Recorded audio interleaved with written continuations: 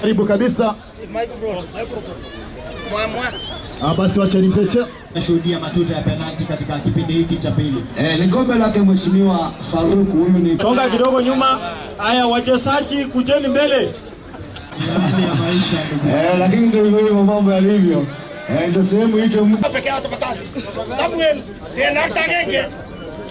na imenifurahisha hawa vijana wamecheza mchezo mzuri sana.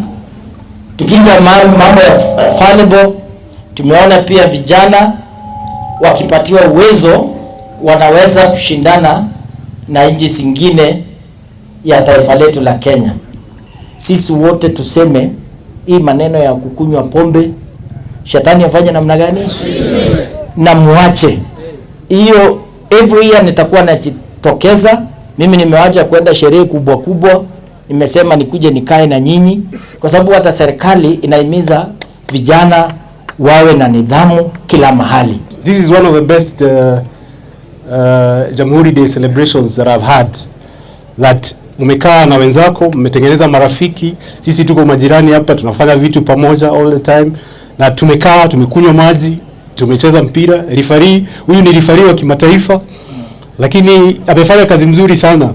Na he's a no-nonsense man.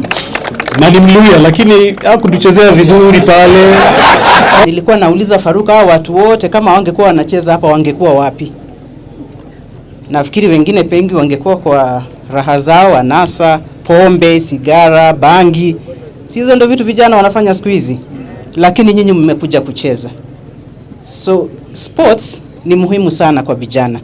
Inaleta nidhamu, inaleta kushikamana, urafiki.